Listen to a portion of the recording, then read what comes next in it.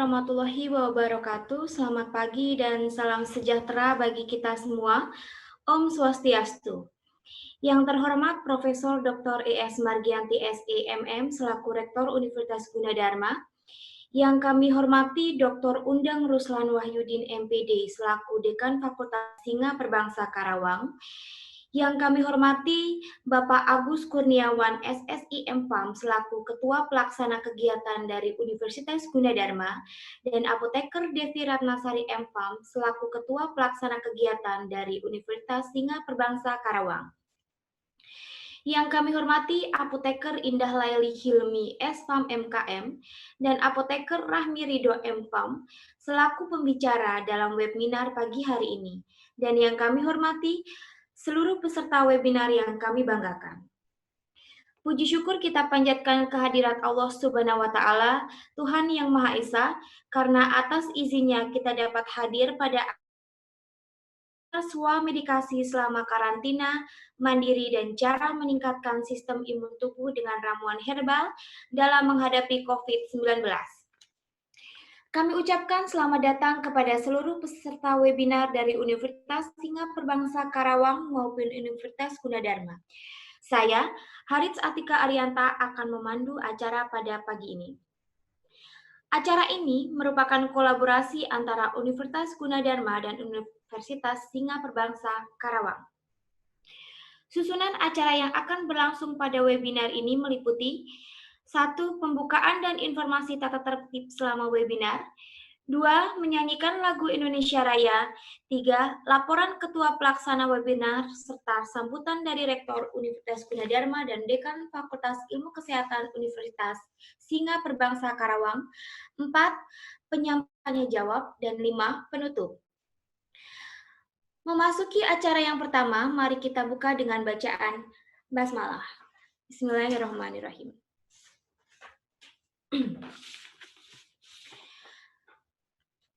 Peserta, selanjutnya saya akan membacakan tata tertib selama webinar ini berlangsung. Yang pertama, peserta diminta untuk tidak mengaktifkan video kamera selama acara berlangsung kecuali saat diminta untuk mengaktifkan pada saat sesi foto bersama di akhir kegiatan. 2. Selama narasumber menyampaikan materinya, host akan menonaktifkan mikrofon dan peserta dilarang mengaktifkannya kembali. 3. Sesi tanya-jawab akan dipandu oleh moderator yang akan mempersilahkan peserta untuk mengajukan pertanyaan dengan mengklik icon raise hand terlebih dahulu untuk mengajukan pertanyaan. 4. Jika ada gangguan koneksi yang tidak stabil selama acara berlangsung, diharapkan kepada peserta untuk tidak meninggalkan ruang meeting karena sistem akan melakukan reconnecting secara otomatis.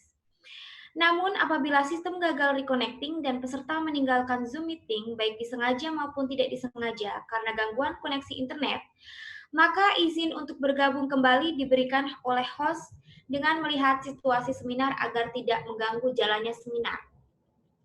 5. Di akhir acara akan diadakan post-test bagi peserta melalui Google Form yang disediakan oleh panitia sebagai syarat penerbitan e-sertifikat. Demikian tata tertib selama acara ini berlangsung. Sebelum memasuki acara selanjutnya, marilah kita menyanyikan lagu Indonesia Raya.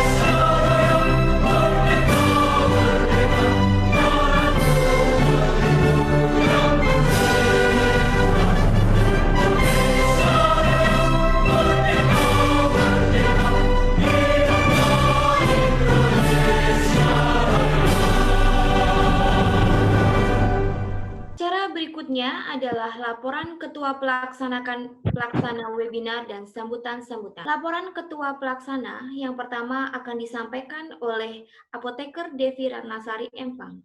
Kepada beliau kami persilakan. Baiklah, Assalamualaikum warahmatullahi wabarakatuh. Salam sejahtera untuk kita semua. Yang saya hormati Rektor Universitas Gunadarma, Profesor Dr. E.S. Margianti, SEMM. Yang saya hormati Dekan Fakultas Ilmu Kesehatan Universitas Singapura Bangsa Karawang, Dr. Undang Ruslin Wahyudin MPD.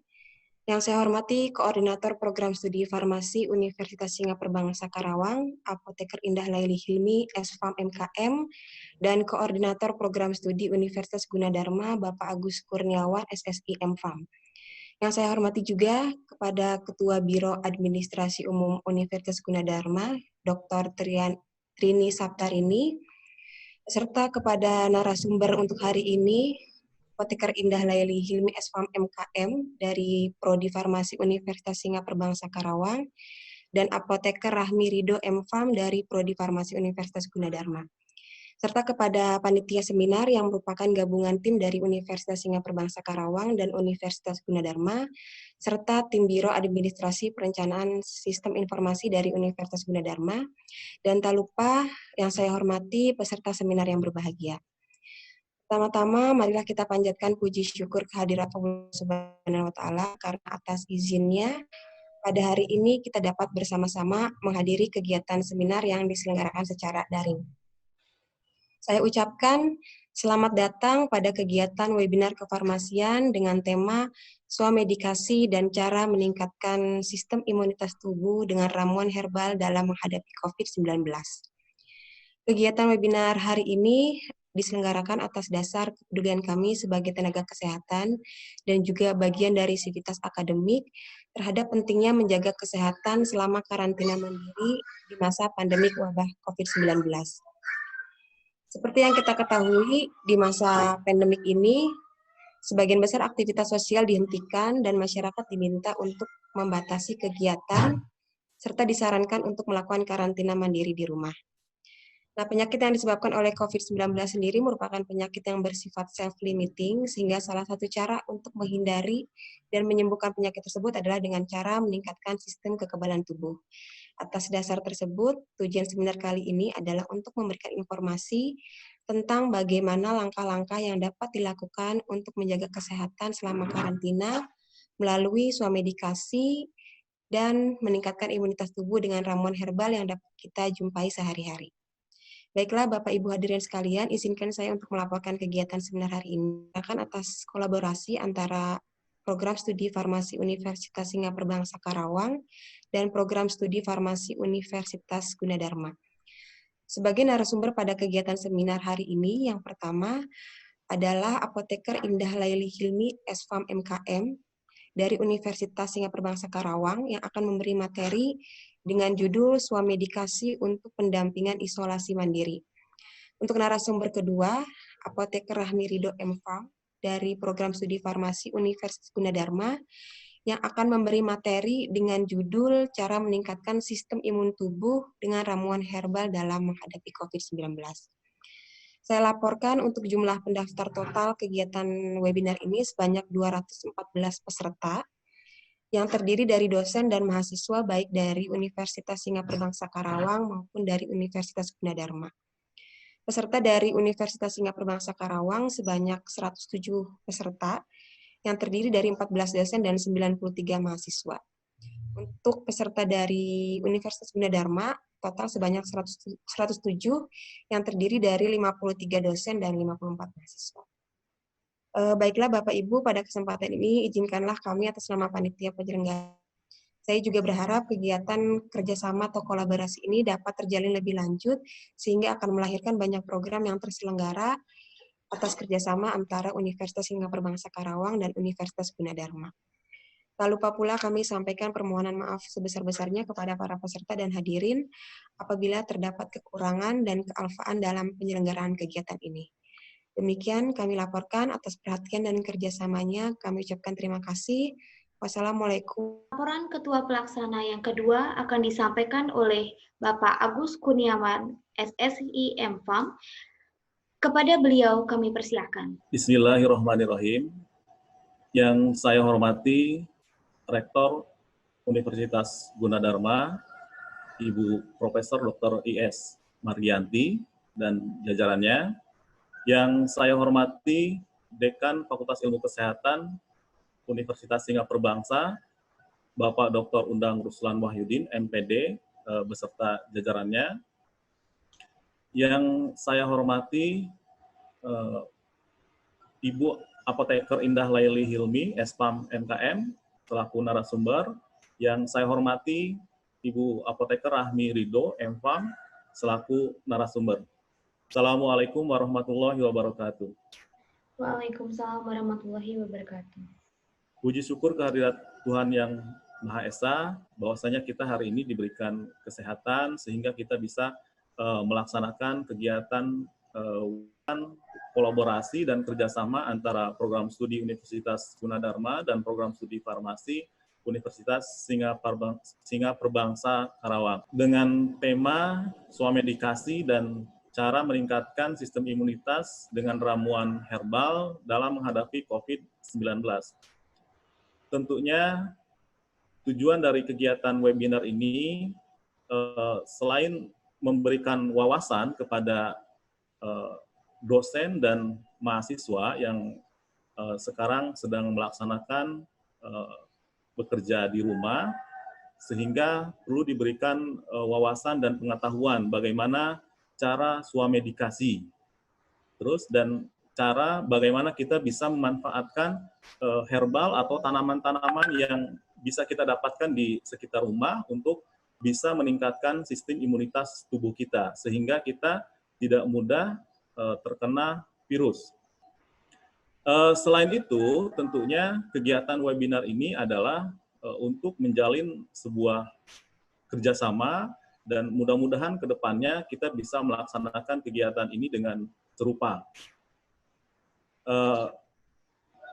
Bapak, Ibu, dan semua hadirin yang ada di kegiatan webinar ini, saya tentunya mengucapkan terima kasih atas kehadirannya dan tentunya terima kasih kepada seluruh panitia yang sudah bekerja keras untuk terlaksananya kegiatan ini, dan tentunya saya juga ingin mengucapkan kepada Rektor Universitas Gunadarma yang telah berkenan membantu fasilitas dan yang lainnya terkait dengan pelaksanaan kegiatan webinar ini.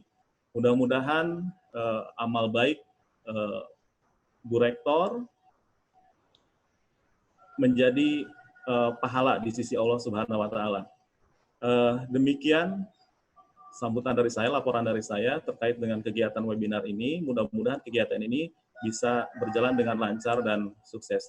Terima kasih. Wassalamualaikum warahmatullahi wabarakatuh. Waalaikumsalam warahmatullahi wabarakatuh. Terima kasih kepada Apoteker Devi Ratnasari MFAM dan Bapak Agus Kurniawan selaku Ketua Pelaksana webinar. Selanjutnya, sambutan pertama akan disampaikan oleh Dekan Fakultas Ilmu Kesehatan Universitas Singapura Bangsa Karawang. Kepada Dr. Undang Ruslan Wahyudin MPD, kami persilakan. Bismillahirrahmanirrahim. Assalamualaikum warahmatullahi wabarakatuh. Waalaikumsalam warahmatullahi wabarakatuh. Yang sangat saya hormati Ibu Rektor Universitas Gunadarma, Profesor E.S. Margianti, Bapak Ibu Koordinator Program Studi dari Unisika dan Gunadarma, Bapak dan Ibu dosen, para panitia, dan seluruh partisipan. Perkenankan pada kesempatan ini saya menyampaikan beberapa hal. Pertama, atas nama pimpinan Fakultas Ilmu Kesehatan Universitas Singapura Bangsa Karawang, saya menyampaikan apresiasi yang setinggi-tingginya dan juga menyampaikan terima kasih yang sebanyak-banyaknya. Pertama, kepada pihak Gunadarma yang sudah berkenan bekerja sama atau melakukan berkolaborasi dalam menyelenggarakan acara ini. Yang kedua, kepada seluruh partisipan yang sudah berkenan untuk berpartisipasi dalam acara ini. Bagi kami, acara ini bukan sekedar seminar, tapi memiliki makna yang lebih jauh lagi, makna yang lebih besar, karena di tengah kondisi yang boleh dikatakan tidak normal, di mana secara sosial, secara ekonomi, ya, secara psikologis kita bisa merasakan, bisa melihat, bisa mendengar bagaimana situasi masyarakat saat ini. Paling tidak kita bisa memetakan pada beberapa karakteristik masyarakat. Kalau kita tarik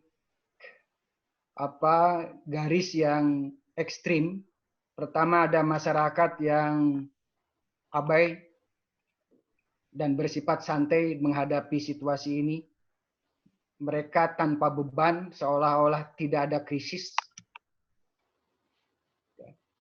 Sehingga mereka tidak mengindahkan berbagai protokoler, berbagai aturan, berbagai himbauan. Seolah-olah hidup ini masih dalam keadaan normal. Kemudian di ekstrim yang lain, kita lihat ada masyarakat yang lebay. Ada masyarakat yang panik. Sehingga seolah-olah sangat parno dengan kehidupan ini. Sehingga kita lihat ada panic buying. Ada juga masyarakat yang dikucilkan karena saking takutnya dengan keadaan ini.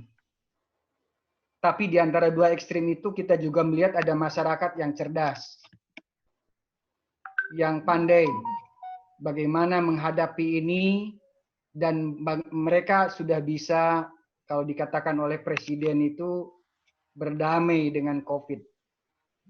Nah, tinggal kita pertanyaannya kita ada di mana. Tapi bagi saya melihat bahwa dengan diselenggarakannya acara ini mungkin kita berada di tengah itu. Kita dengan cerdas, dengan nalar, dengan tingkat kesadaran yang tinggi bisa menghadapi ini dengan baik, bahkan memanfaatkannya sebagai peluang kita untuk menyelenggarakan berbagai kegiatan yang biasa dilakukan. Ini barangkali mudah-mudahan sesuatu yang sangat baik. Hal yang berikutnya, saya atas nama pimpinan Fakultas Ilmu Kesehatan Universitas Singapura Bangsa Karawang sangat menghendaki bahwa kerjasama atau kolaborasi antara Unsika dengan Gunadarma tidak berhenti sampai di sini. Tapi justru ini merupakan langkah pertama untuk kita bangun kerjasama yang lain nanti di dunia nyata, bukan di dunia maya kayak begini. Insya Allah kita akan tindak lanjuti itu. Kemudian sebelum saya mengakhiri sambutan ini, perkenankan terutama bagi Ibu, Bapak, dan seluruh teman-teman dari Gunadarma bahwa Fakultas Ilmu Kesehatan Universitas Singapura Bangsa Karawang ini boleh dikatakan masih seumur jagung. Kita punya 4 prodi. Yang pertama D3 Kebidanan. Ini sudah meluluskan beberapa kali. Kemudian yang kedua Farmasi, ini sekarang baru semester keempat. Kemudian berikutnya Gizi baru semester keempat juga. Dan terakhir ada Ilmu Keolahragaan baru semester 2. Artinya bagi kami yang masih baru ini tentu saja mendapatkan kesempatan untuk berkolaborasi dengan lembaga lain seperti ini benar-benar dijadikan sebagai sebuah peluang untuk bagaimana kami bisa mengembangkan lembaga dengan belajar dari lembaga-lembaga lain termasuk di dalamnya tentu saja Gunadarma. Terakhir, saya sebagai pimpinan Fakultas Ilmu Kesehatan yang insya Allah mewakili Universitas Singa Perbangsa Karawang mengucapkan terima kasih banyak, khususnya kepada Ibu Rektor Gunadarma beserta seluruh jajaran yang sudah membuka diri, memberikan kesempatan kepada kami untuk bisa bersama-sama dalam kegiatan ini. Begitu juga terima kasih kepada seluruh panitia, terutama kepada para narasumber dan juga seluruh partisipan, para mahasiswa, para dosen, dan akhirnya saya ucapkan selamat menjalankan atau melaksanakan webinar ini dengan baik, dan insya Allah apa yang kita bahas ini akan bermanfaat secara fungsional dalam menghadapi situasi yang boleh dikatakan sekali lagi tidak menentu ini. Terakhir, mudah-mudahan kita semua segera keluar dari situasi ini. Terima kasih, mohon maaf apabila ada hal-hal yang kurang berkenan. Wabillahi taufiq wal hidayah. Assalamualaikum warahmatullahi wabarakatuh. Waalaikumsalam warahmatullahi wabarakatuh. Terima kasih kepada Dr. Undang Ruslan Wahyudin MPD selaku Dekan Fakultas Ilmu Kesehatan Universitas Singa Perbangsa Karawang. Sambutan kedua dan pembukaan webinar secara resmi akan disampaikan oleh Rektor Universitas Gunadarma kepada Profesor Dr. E.S. Margianti, SEMM, kami persilakan. Terima kasih Ibu MC. Bismillahirrahmanirrahim. Yang saya hormati Bapak Dekan Fakultas Kesehatan Masyarakat Unsika beserta segenap jajarannya, para dosen dan para mahasiswa. Yang saya hormati juga segenap jajaran pimpinan dari Fakultas Kesehatan Masyarakat dan Farmasi Universitas Gunadarma. Dalam hal ini ada tadi saya lihat Bapak Kaprodi. Kalau kami namanya Kaprodi, Pak. Ketua program studi, bukan koordinator. Kaprodi Farmasi, dan seperti tadi Bapak sampaikan dan beberapa program studi yang lain. Bapak-bapak, ibu-ibu dosen baik dari Gunadarma maupun dari Unsika, dan tentu saja yang sangat saya hargai, saya banggakan para mahasiswa dan juga para peserta dari webinar ini. Selamat pagi, Assalamualaikum warahmatullahi wabarakatuh, dan salam sejahtera untuk kita semua.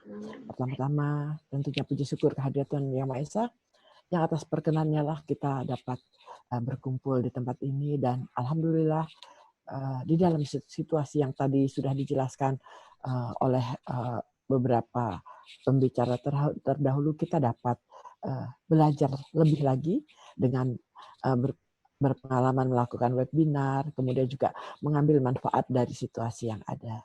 Jadi memang webinar ini saya minta secara khusus dilakukan oleh segenap fakultas ataupun program studi di Universitas Gunadarma, sehingga nanti mohon maaf sesi pagi ini di Gunadarma akan berlangsung 4 webinar. Jadi nanti saya setelah di sini saya akan membuka di tempat yang lain, tapi karena ini adalah khusus kerjasama dengan Unsika, saya mungkin memakai kesempatan untuk sedikit berbicara panjang lebar.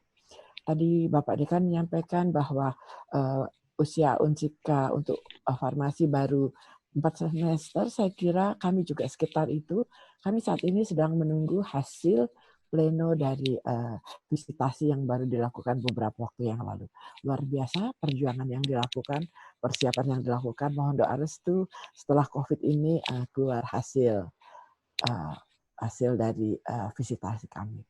Kemudian yang kedua juga pada kesempatan ini, dalam kegiatan webinar ini tentu saja kita kehilangan kesempatan untuk secara nyata melakukan tindakan-tindakan yang bersifat fisikal. Tapi insya Allah dengan selesainya kegiatan pandemi ini, insya Allah marilah kita bersama-sama berjanji untuk saling bertemu kembali dalam pengembangan kerjasama yang ada. Jadi kami juga dari Gunadarma, mari kita yang sama-sama muda bergandeng tangan bersama untuk mencapai hal-hal yang lebih baik bagi kita bersama pula.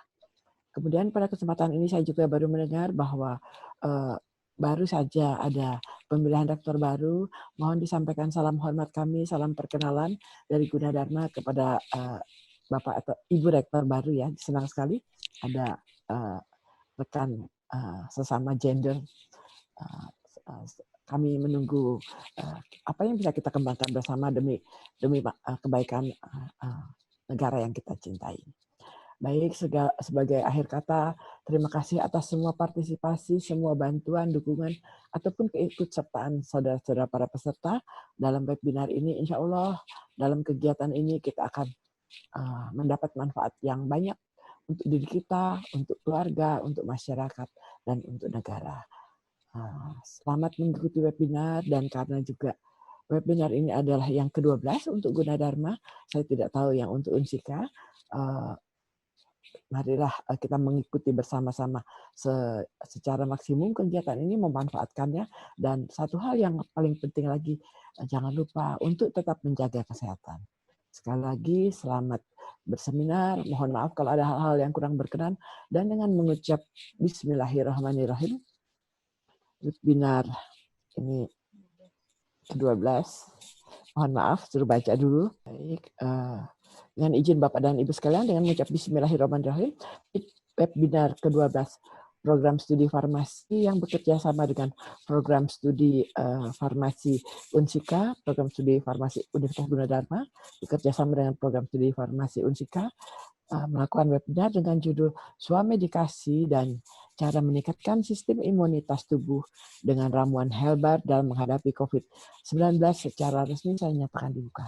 Selamat berseminar. Wabillahi taufiq wal hidayah. Assalamualaikum warahmatullahi wabarakatuh. Waalaikumsalam warahmatullahi wabarakatuh. Terima kasih kepada Profesor Dr. E.S. Margianti, SEMM, selaku Rektor Universitas Gunadarma. Serta yang berbahagia, selanjutnya kita akan memasuki acara inti, yaitu penyampaian materi webinar. Untuk sesi yang pertama akan disampaikan oleh Apoteker Indah Laili Hilmi, SPAM MKM, dengan judul Swamedikasi untuk karantina mandiri dalam rangka menghadapi COVID-19. Sebelumnya, saya akan membacakan profil beliau. Nama lengkap, Indah Laili Hilmi. Beliau lahir di Bandung 24 April 1984. Beliau mendapatkan gelar sarjana di Universitas Padjadjaran Fakultas Farmasi dan melanjutkan memperoleh gelar apoteker di program profesi apoteker Universitas Padjadjaran dan mendapatkan gelar magister ilmu kesehatan masyarakat di program studi farmasi Rumah Sakit Universitas Padjadjaran.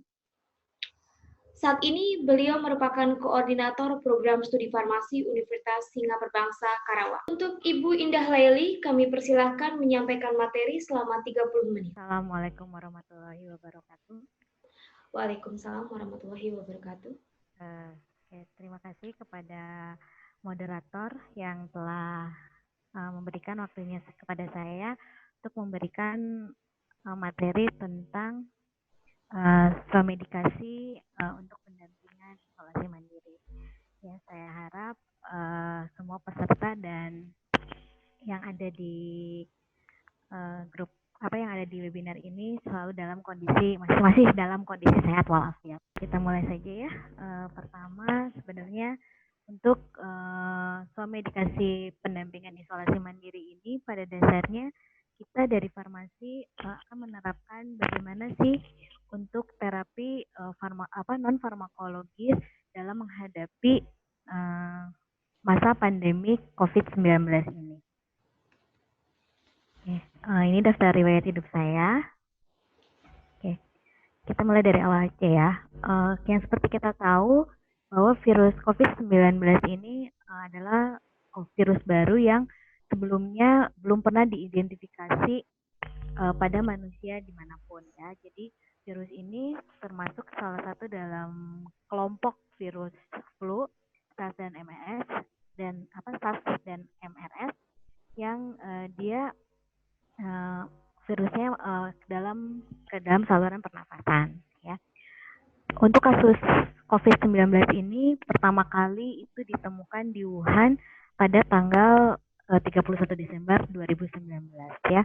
Virus ini menyebabkan total kasus kematian di dunia ini banyak ya. Untuk total kasus terkonfirmasi di dunia pada sampai bulan April kemarin itu sebanyak 3 juta kasus di dunia dan 12.000 kasus itu ada di Indonesia. Juga untuk total kasus kematian di dunia itu 200 ribuan dan di Indonesia itu sekitar 930. Nah, ini adalah hasil penemuan terbaru para peneliti di dunia bahwa ternyata virus corona ini mempunyai mempunyai 3 tipe ya. Yang pertama itu adalah tipe A yang terdapat di Amerika, yang ditemukannya itu berasal dari pasien yang pernah tinggal di Wuhan. Nah, yang kedua itu adalah tipe B ya, ini virus yang dari Wuhan, dan kemudian tipe C. Tipe C ini adalah mutasian dari tipe B. Tipe B ini banyak terdapat di daerah Asia ya. Nah, ini adalah untuk penyebaran virus corona berdasarkan 3 strain tadi ya, untuk 3 virus tadi. Seperti kita lihat dari sini bahwa Indonesia ini dapatnya dari Wuhan ya, dapatnya dari daerah Asia. Terus untuk Amerika sendiri juga ada yang dari Wuhan. Terus untuk daerah Australia ini juga berasal yang dari Amerika, atau yang sebelumnya terdapat di pasien yang pernah tinggal di daerah Wuhan. Seperti yang kita tahu ya, untuk kelompok masyarakat dalam pandemik ini itu kita ada 4 ya. Yang pertama itu adalah orang tanpa gejala, yang kedua itu adalah orang dalam pemantauan, yang ketiga ya ODP, terus yang ketiga pasien dalam pemantauan, dan yang terakhir pasien terkonfirmasi positif. Ini adalah pedoman alur penanganan untuk pasien OTG ya. Apa sih yang dimaksud dengan OTG? Dia adalah pertama, dia tidak mempunyai gejala, tapi dia memiliki resiko tertular ya. Dia juga pernah kontak erat dengan kasus positif. Apa sih yang disebut dengan kasus? Apa yang dimaksud dengan kontak erat adalah orang yang pernah berhubungan langsung dengan pasien positif. Penanganannya gimana? Pertama, kalau misalnya kita merasa diri kita sebagai OTG ya, pernah berhubungan langsung sama orang yang positif, atau pernah kita 14 sebelumnya pernah ke daerah yang zona merah atau zona terkonfirmasi, itu kita melakukan hasil rapid test gitu ya. Hasil rapid testnya, bila hasilnya positif itu penanganannya cukup dengan isolasi 14 hari di rumah ya. Kalau misalnya hasilnya negatif, ini juga sebenarnya isolasi 14 hari di rumah sambil melakukan program PHBS ya, atau program hidup bersih. Yang kedua, orang dalam pemantauan. Orang dalam pemantauan ini bedanya apa dengan yang orang tanpa gejala?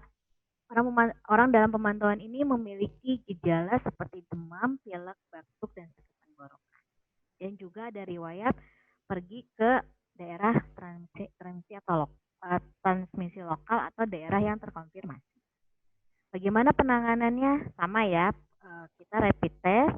Kalau rapid test hasilnya positif, cukup dengan isolasi 14 hari di rumah. Kalau misalnya hasilnya negatif, itu dites ulang dalam waktu 10 hari. Seperti itu. Dan untuk hasil positif ini, mau OTG maupun ODP, itu harus tes swab yang dilakukan 2 hari berturut-turut. Yang ketiga, ODP atau pasien dalam pemantauan ya. Bedanya sama yang ODP apa? Yaitu di PDP ini sudah adanya indikasi pneumonia atau radang paru ya. Kemudian juga adanya penurunan kesadaran. Nah, tesnya gimana? Bisa dengan rapid test. Kalau misalnya hasilnya negatif sesuai pengobatannya dengan gejala ya, kalau misalnya gejalanya batuk pilek, diobati batuk pileknya gitu. Kemudian Kemudian kalau misalnya hasil tesnya positif, itu dilihat bagaimana kasusnya. Nah, untuk kasus ringan itu cukup dengan isolasi di rumah. Kemudian kalau dengan kasus sedang itu dirujuk ke rumah sakit darurat ya yang memiliki ruang isolasi. Yang ketiga kalau misalnya statusnya berat ya, sesak nafas, susah nafas gitu, terjadi penurunan kesadaran, itu harus dirujuk ke dalam rumah sakit rujukan. Ini adalah rangkuman yang dari tadi, tata kelola karantina berdasarkan klasifikasi ya. Jadi kalau misalnya orang sehat cukup di rumah saja, orang tanpa gejala OTG karantina di rumah selama 14 hari dan melakukan PHBS. Kemudian orang dalam pemantauan ODP karantina rumah atau rumah. Apa sih sebenarnya yang harus kita lakukan pada saat isolasi mandiri itu? Pertama, kita harus selalu tinggal di rumah ya. Kalau misalnya tidak perlu banget, kita tidak perlu ke rumah. Yang kedua, kalau misalnya kita ternyata positif gitu ya, itu kamar harus terpisah dengan anggota keluarga lain ya. Kemudian menjaga jarak dengan anggota keluarga minimal 1 meter. Kemudian mengenakan masker selama masa isolasi dan pantauan kondisi kesehatan. Sekarang itu pantauan kondisi kesehatan itu bisa berbagai macam ya. Bisa menggunakan telemedicine yang sudah difasilitasi oleh beberapa provider kayak gitu ya, kayak misalnya GoHealth, ada GoDokter. Kemudian selain itu juga kita harus menerapkan pola hidup bersih dan sehat ya. Yang pertama itu adalah cuci tangan dengan air mengalir ya. Kalau misalnya kita keluar rumah, andai kata harus keluar rumah, itu jangan lupa menggunakan hand sanitizer ya. Tapi bila ada air mengalir, kita lebih baik menggunakan cuci tangan dengan air yang mengalir. Kemudian yang kedua adalah menerapkan etika batuk dan bersin. Ya. Etika batuk bersin ini ketika misalnya ada bersin, ketika kita bersin atau batuk, kita menggunakan tisu atau menggunakan bagian lengan ya. Jadi ketika bersin atau ketika batuk itu bagian lengan kita menutupi mulut dan hidung. Ya. Kemudian yang ketiga adalah memakan nutrisi yang sehat. Jadi protein, karbohidratnya itu harus seimbang ya, vitamin. Yang kemudian olahraga yang teratur dan istirahat yang cukup. Olahraga itu biasanya seminggu 3 kali dalam waktu durasi 30 menit. Olahraganya ringan saja ya, yang penting kita menjaga kontinuitas olahraga. Kemudian istirahat yang cukup 6 sampai 8 jam per hari ya. Untuk cuci tangan ini juga kita menggunakan 6 langkah cuci tangan yang baik yang direkomendasikan oleh WHO. Terakhir saya kasih tahu bagaimana caranya cuci tangan yang baik. Ya. Oke. Kemudian yang kelima itu diusahakan ruangan itu mempunyai ventilasi udara yang baik. Ya. Kemudian lakukan disinfeksi atau pembersihan di lingkungan sekitar ya. Jadi kalau misalnya ada handle pintu gitu, terus ada kursi apa itu harus didesinfektan karena virus ini dia sanggup bertahan misalnya di benda-benda padat ini agak lama ya, sekitar 4 sampai 8 jam. Ya. Kemudian hindari merokok ya, ini buat laki-laki biasanya ya, karena ada beberapa penelitian rokok itu sebenarnya dia sebagai stimulasi penyakit penyerta lainnya. Nah, yang paling penting ini adalah jaga kesehatan mental ya. Jadi boleh kita waspada tapi jangan terlalu parno ya atau terlalu ketakutan karena dengan kalau misalnya kesehatan mental ini tidak dijaga, itu kan stres. Nah, stres ini akan menurunkan daya imunitas tubuh. Apa sih sebenarnya kita sebagai apoteker apa yang harus kita berikan untuk menjaga sistem imunitas tubuh, untuk menjaga imunitas tubuh? Yang pertama adalah mengkonsumsi antioksidan ya. Antioksidan sendiri seperti kita tahu dia dapat meningkatkan sistem imun tubuh dan dapat mengganggu hidupnya virus dalam tubuh. Kemudian juga mengurangi inflamasi pada tubuh. Dan yang terakhir adalah menjaga sistem imun dalam tubuh. Ya, ketiga-tiganya ini bukan berarti harus diminum, tapi ini bisa dikombinasi atau sebagai untuk pemilihan makanan ya. Kita pilih makanan yang mengandung nutrisi dan antiinflamasi alami yang mengandung sistem kekebalan tubuh dan meningkatkan antioksidan atau nutraceutical ya. Terus konsumsi vitamin yang mungkin tidak didapat dari makanan ya. Berarti jadi vitamin yang kita makan itu adalah konsumsi tambahan dari vitamin yang tidak didapat dari sumbernya apa aja nih ya vitamin-vitamin ini. Pertama kita bisa minum vitamin A ya, yang bisa diperoleh dari bayam, kangkung, wortel, labu kuning, minyak ikan, kuning telur, hati ayam. Ini vitamin ini bukan berarti harus semuanya dimakan ya, tapi menjadikan salah satu alternatif. Kemudian vitamin B yang didapat dari brokoli, kacang tanah, bayam, jeruk, tahu, tempe, ya.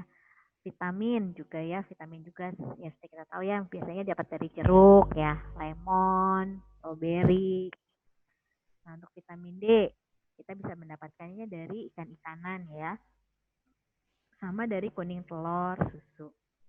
Dan juga vitamin E kita bisa mendapatkannya dari minyak-minyak ya, minyak kedelai, minyak kacang tanah, margarin, terus ya yang paling mudah kuaci ya yang suka kita beli di pasaran. Nah, selain vitamin-vitamin tadi ada tambahan mineral ya yang bisa juga membantu sistem pertahanan imun kita ya, seperti zinc, magnesium, omega 3 dan suplemen imunomodulator ya. Kacang-kacang zinc ini bisa berasal dari kacang-kacangan ya, magnesium ini bisa berasal dari sayuran hijau juga kacang-kacangan, dan omega 3 ini bisa didapat dari minyak ikan dan ikan ya, atau juga sekarang suka banyak kan ya ada telur yang beromega 3 ya. Dan yang terakhir adalah suplemen imunomodulator ya. Suplemen imunomodulator yang sekarang yang banyak di pasaran ya, maaf saya menyebutkan merek, misalnya kayak Imbos ya.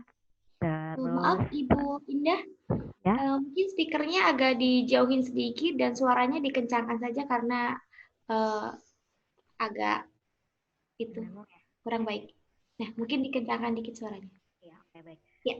Kalau yang imunomodulator ini seperti yang kita tahu yang banyak di pasaran ya, maaf saya menyebutkan merek, seperti Stimuno, terus seperti Imbos ya. Imunomodulator itu yang saya sebutkan tadi itu berasal dari ekinase yang didapat dari Phyllanthus niruri ya.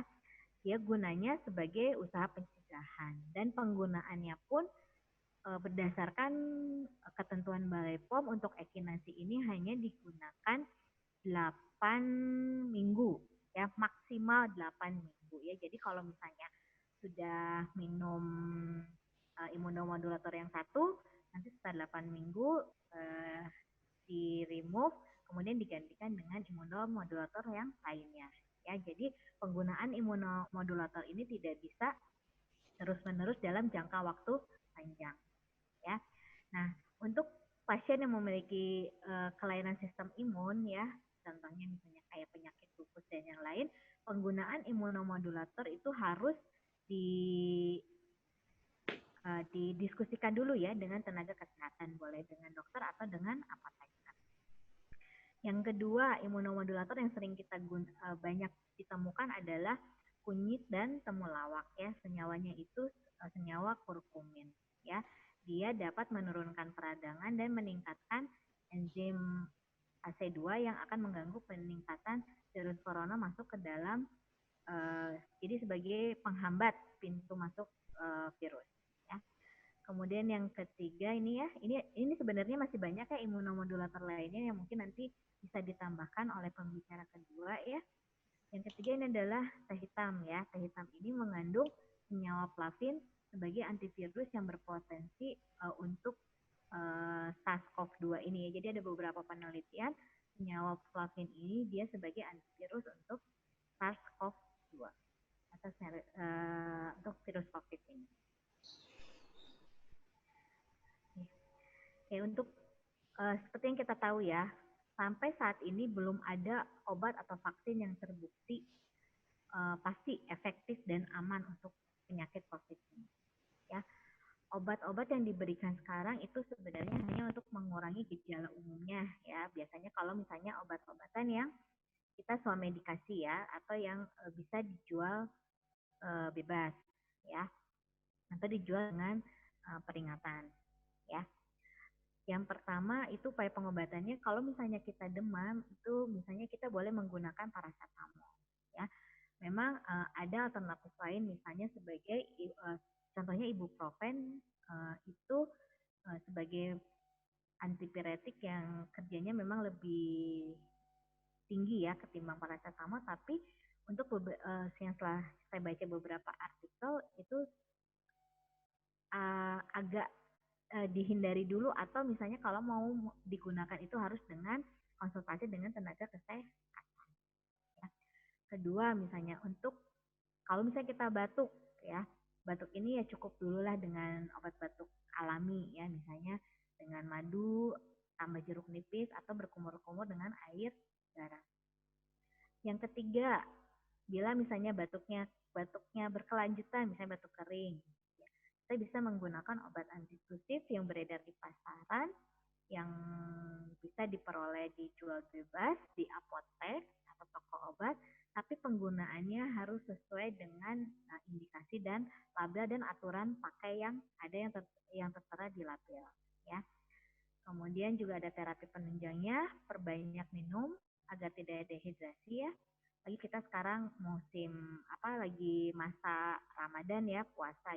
Jadi perbanyak minumnya itu antara setelah buka, mau tidur, sama mau sahur gitu ya. Nah, kemudian untuk misalnya kalau misalnya kita agak flu gitu ya, hidung tersumbat, kita bisa menggunakan NaCl spray yang ada di apotek-apotek ya. Dan bila semua ini gejala-gejala ini memburuk ya, atau misalnya sesuai dengan gejala-gejala pasien COVID, itu bisa menghubungi call center COVID-19 di 112 atau 11.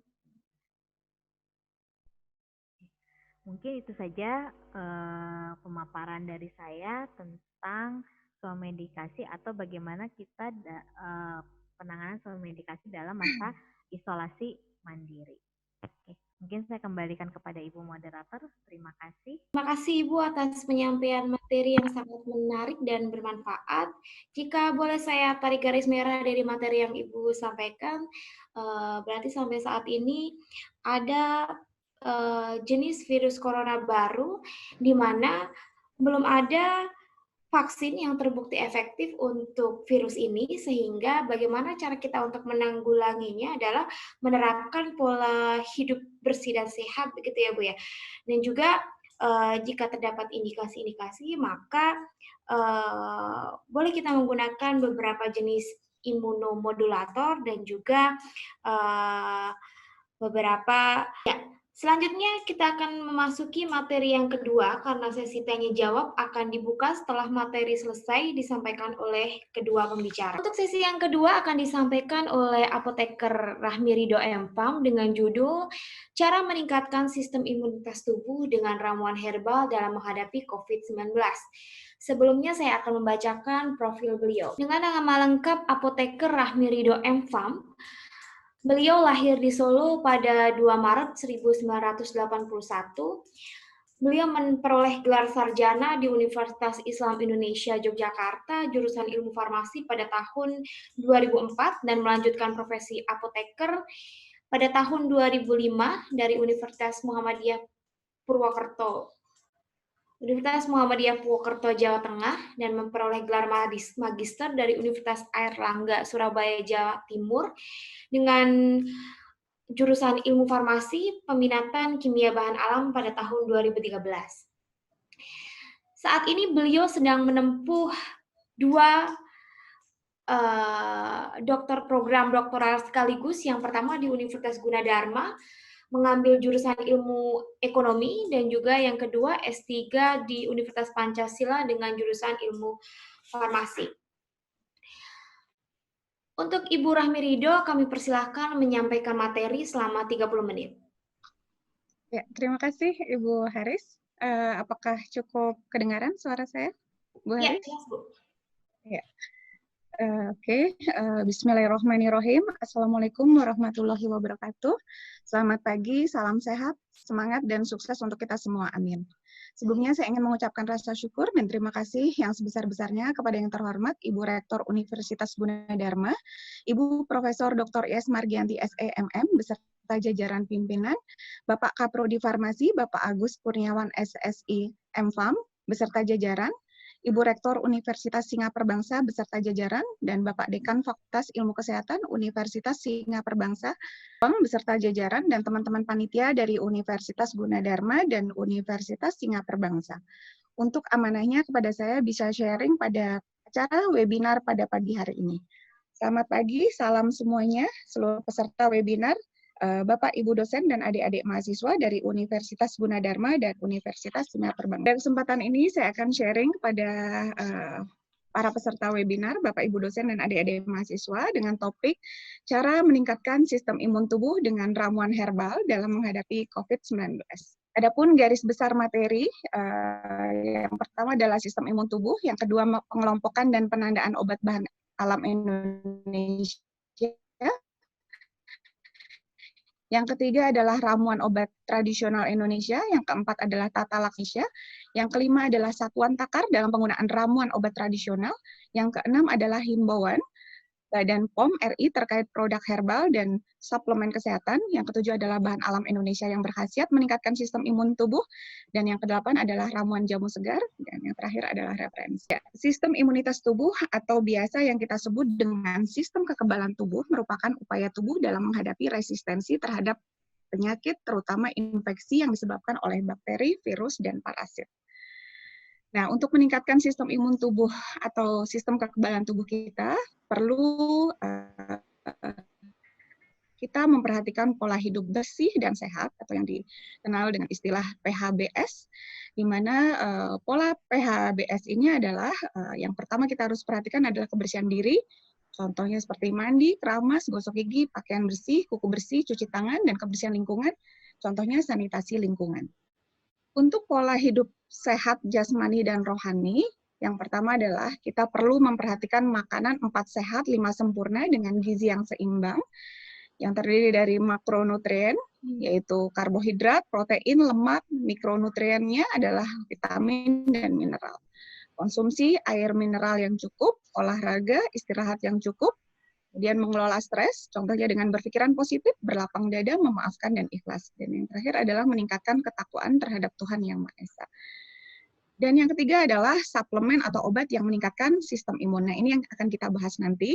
Di sini adalah contohnya bahan tumbuhan, yaitu herba. Contohnya di sini, herba ini adalah bagian tanaman yang berada di atas tanah, yaitu meliputi batang, daun, bunga, buah, dan rimpang atau akar tinggal. Yang kedua adalah dari bahan hewan, dan yang terakhir adalah dari bahan mineral. Untuk selanjutnya kita perlu mengetahui bagaimana pengelompokan dan penandaan obat bahan alam Indonesia. Hal ini diperlukan untuk mengetahui keamanan pemakaian dan distribusi obat tradisional. Menurut SK Kepala Badan POM RI nomor HK 00054241 tentang ketentuan pokok pengelompokan dan penandaan obat bahan alam Indonesia, ini dibagi menjadi 3, yaitu jamu, obat herbal standar, dan fitofarmaka. Nah, untuk jamu di sini logonya adalah berbentuk ranting daun terletak pada dalam lingkaran. Untuk obat herbal terstandar atau yang disingkat dengan istilah OHT, ini jari-jari daun 3 pasang terletak di dalam lingkaran, dan untuk fitofarmaka di sini adalah jari-jari daun yang kemudian membentuk bintang terletak di dalam lingkaran. Nah, tentu Bapak Ibu dosen, adik mahasiswa sering melihat logo-logo ini di pasaran gitu ya. Nah, untuk obat tradisional adalah bahan atau ramuan bahan yang berupa bahan obat, bahan hewan, bahan mineral, sediaan galenik atau campuran, dan bahan-bahan tersebut yang secara tradisional telah digunakan untuk pengobatan berdasarkan pengalaman. Nah, jamu sendiri adalah obat tradisional yang disediakan secara tradisional, misalnya dalam bentuk serbuk, seduhan, pil, dan cairan yang berisi seluruh bagian tanaman yang menjadi penyusun jamu tersebut, serta digunakan secara tradisional. Nah, umumnya jamu ini mengacu pada resep peninggalan leluhur yang tersusun dari berbagai macam tanaman obat yang jumlahnya cukup banyak, berkisar antara 5 sampai 10 bahkan, untuk digunakan sebagai pengobatan. Nah, ini bisa kita lihat contoh-contoh dari jamu. Di sini ada logonya. Untuk obat herbal terstandar adalah sediaan obat bahan alam yang telah dibuktikan keamanan dan khasiatnya secara ilmiah dengan uji praklinis dan bahan bakunya telah distandarisasi. OHT adalah obat tradisional yang disajikan dari ekstrak atau penyarian bahan alam yang dapat berupa tanaman obat, binatang, maupun mineral. Untuk melakukan atau melaksanakan proses ini membutuhkan peralatan yang lebih kompleks dan berharga mahal dibandingkan ketika kita membuat jamu. Kemudian ditambah dengan tenaga kerja yang mendukung dengan pengetahuan maupun keterampilan pembuatan ekstrak. Ini contoh-contoh dari obat herbal terstandar. Contohnya di sini bukan bermaksud promosi ya. Diapet, tolak angin, kiranti, lelap ini termasuk dalam golongan obat herbal terstandar. Untuk fitofarmaka adalah sediaan obat bahan alam yang telah dibuktikan keamanan dan khasiatnya secara ilmiah dengan uji praklinis dan uji klinis. Bahan baku produk jadinya telah distandarisasi. Nah, untuk fitofarmaka ini dapat disejajarkan dengan obat modern karena proses pembuatannya yang telah terstandar, ditunjang dengan bukti ilmiah sampai dengan uji klinis pada manusia. Nah, ini contoh dari obat fitofarmaka. Di sini ada Stimuno, Tensigat, Reumaner, dan Exgra. Ramuan obat tradisional Indonesia merupakan satu jenis tanaman atau lebih dengan zat tambahan lain yang bersifat iner atau netral. Masyarakat Indonesia sudah sejak zaman dahulu kala menggunakan ramuan obat tradisional Indonesia sebagai upaya pemeliharaan kesehatan, pencegahan penyakit, dan perawatan kesehatan. Ramuan obat tradisional tersebut dapat berasal dari tumbuhan, hewan, dan mineral, namun umumnya yang biasa digunakan adalah dari tumbuhan atau tanaman. Nah, untuk tata laksana penggunaan ramuan obat tradisional di sini adalah yang pertama, Simplicia harus digunakan, yang akan digunakan harus dicuci bersih di bawah air mengalir dan kemudian ditiriskan. Kemudian diperlukan perajangan, penumbukan untuk memperluas permukaan. Yang ketiga adalah perebusan, ini selama 15 menit pada suhu 90-98 derajat Celcius dengan api kecil. Ini dinamakan dengan istilah infusa, misalnya untuk daun. Sementara untuk rimpang, ini membutuhkan waktu lebih lama, yaitu sekitar 30 menit.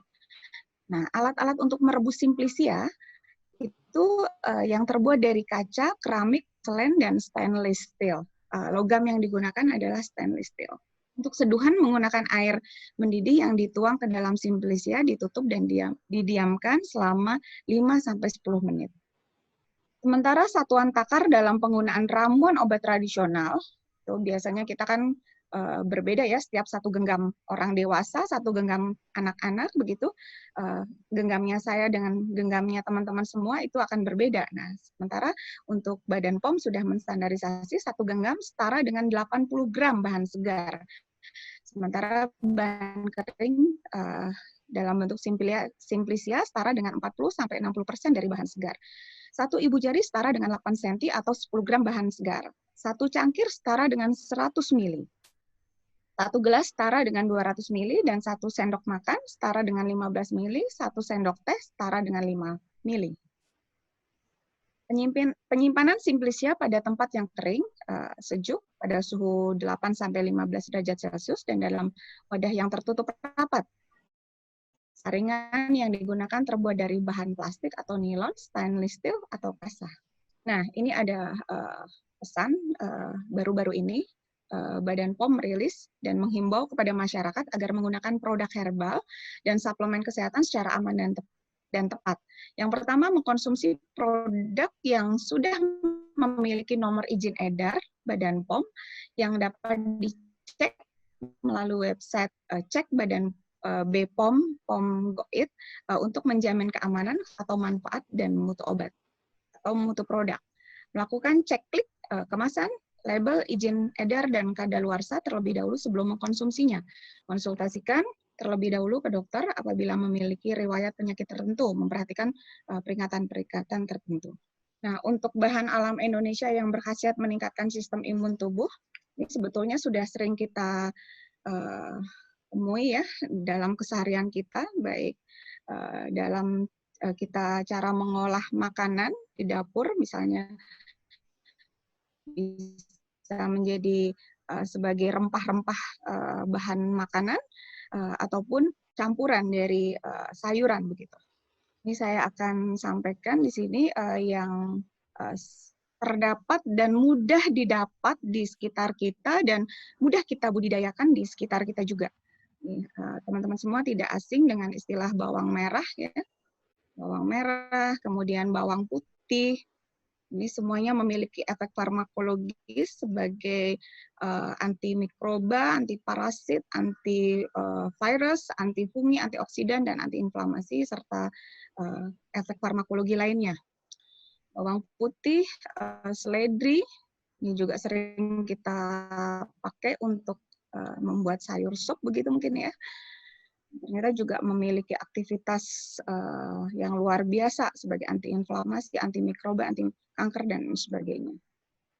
Jahe, rimpang jahe, di sini rimpang kunyit, rimpang temulawak, rimpang kencur, di sini juga ada jeruk limon, jeruk nipis, serai, ini juga sebagai bumbu dapur juga, tetapi juga bisa kita manfaatkan untuk minuman penghangat begitu.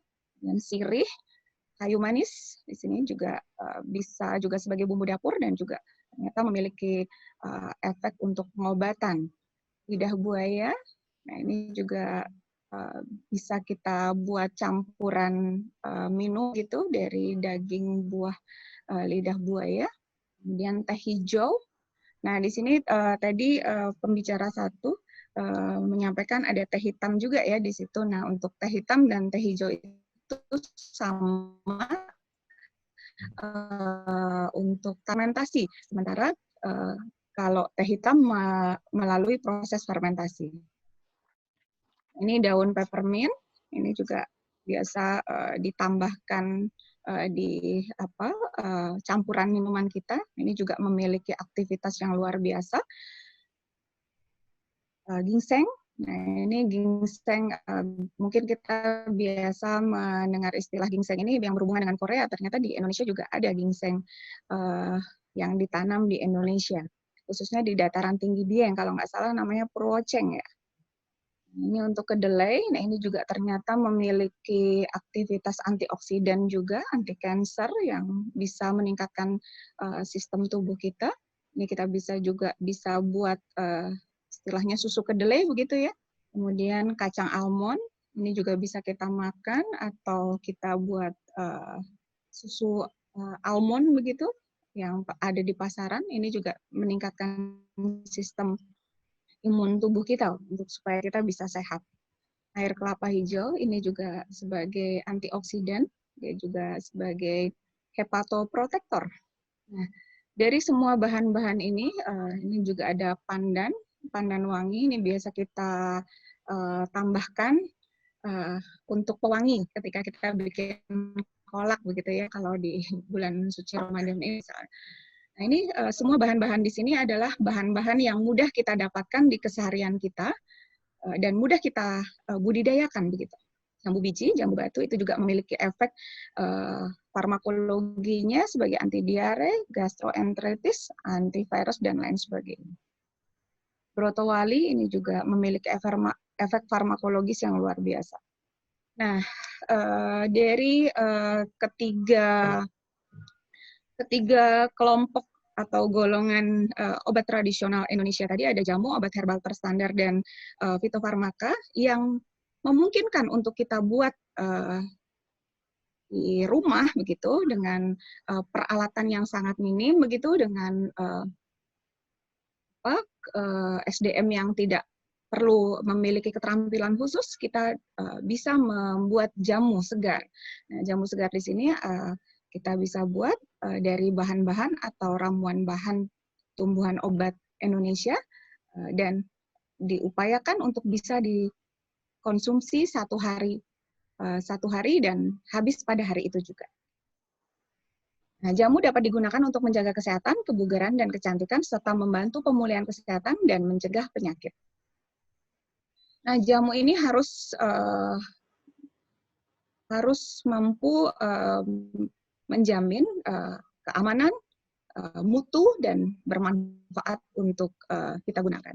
Nah, aman di sini telah digunakan secara turun-temurun, kemudian menggunakan bahan obat atau tumbuhan obat Indonesia, tidak menggunakan bahan kimia obat atau BKO. Nah, bermutu di sini diolah sesuai dengan kaidah cara pembuatan jamu yang baik dan benar, kemudian layak dikonsumsi, dia tidak tercemar secara fisik, kimia, mikrobiologi, dan tidak rusak. Di sini berubah warna, rasa, atau bau. Kemudian dia bermanfaat untuk penyembuhan tidak dapat dirasakan secara langsung. Nah, jadi kalau jamu tersebut yang kita minum, jamu-jamu yang ada di luar sana begitu ya, yang dijual di pasaran, dia mampu memberikan efek secara langsung, cespleng begitu istilahnya. Nah, itu berarti kita bisa curigai bahwa jamu tersebut mengandung atau memiliki bahan kimia obat di dalamnya. Nah, bagian tanaman yang biasa digunakan untuk membuat jamu di sini adalah rimpang atau akar, kulit batang atau kayu, daun, bunga, biji, dan buah. Contoh dari ramuan jamu segar, dan ini sudah terstandarisasi ya, karena saya juga mengambil dari referensi yang bisa dipertanggungjawabkan. Ramuan jamu segar ini namanya istilahnya anggur jamu. Nah, ini bahannya di sini 0,5 kilogram daun peppermint, 1 kilo gula putih, 2 liter air. Dan di sini cara pembuatannya adalah panaskan air hingga matang, masukkan gula putih, masukkan daun mint, aduk hingga air menjadi berkurang 1,5 liter, saring dan dinginkan. Nah, ini manfaatnya untuk menghangatkan badan. Nah, kunyit asam ini juga mudah kita buat. Ini semuanya untuk membantu melancarkan pencernaan. Nah, teman-teman di sini bisa ketahui bahwa kesehatan itu sebetulnya juga bermula dari kesehatan pencernaan. Dengan pencernaan yang sehat, artinya di situ absorpsi makanan, minuman yang terjadi di dalam tubuh kita akan lancar.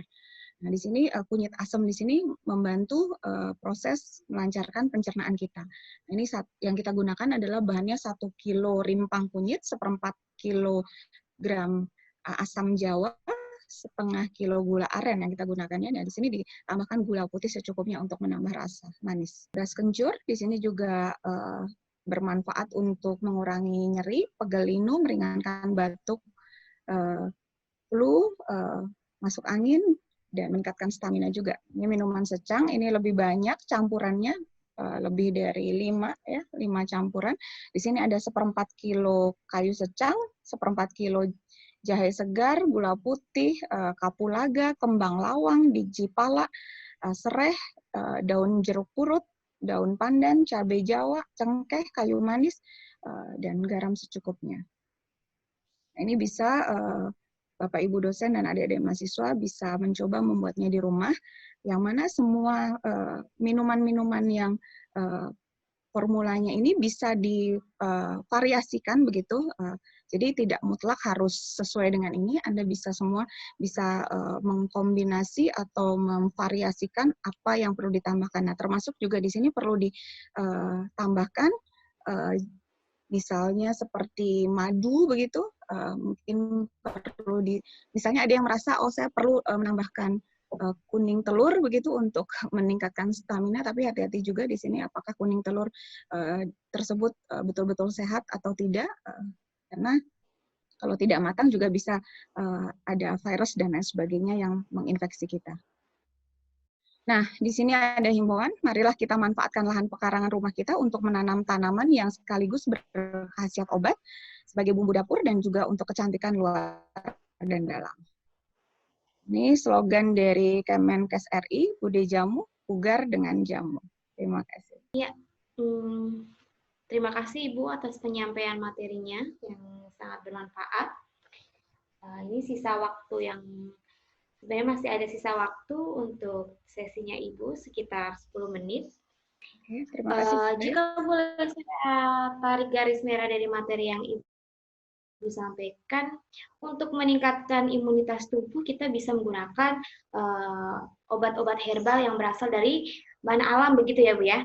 Nah, ternyata betul. bahan alam pun itu tergolong dari 3 jenis. Ada jamu, ada herbal Obat. obat herbal berstandar, dan juga fitofarmaka. Mungkin karena peserta webinar ini tidak hanya dari Fakultas Ilmu Kesehatan, dari berbagai macam, mungkin ini yang mungkin mereka belum tahu. Jadi dari bahan alam itu ternyata ada 3 jenis, jamu, herbal berstandar, dan juga fitofarmaka.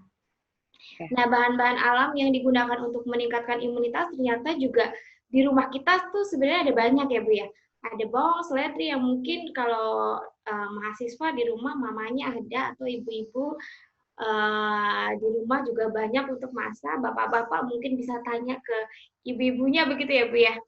Nah, kemudian yang mungkin kalau dari jurusan ilmu kesehatan pasti sudah tahu bahwa penggunaan obat itu pasti akan ada aturan-aturan penggunaannya, tetapi bagi mungkin yang belum tahu, yang dari mahasiswa di luar farmasi, di luar ilmu kesehatan, dan orang-orang awam juga belum tahu bahwa ternyata bahan alam itu tidak boleh sembarangan dipakai gitu ya, karena opini masyarakat kadang yang masih saya dengar adalah karena ini bahan alam, kita bisa makan atau kita bisa minum dengan terserah kita gitu ya. Karena ini dari Tuhan Yang Maha Esa, jadi kalau kita minum ya baik-baik saja begitu ya. Ternyata tidak ya, karena harus ada aturan kegunaannya.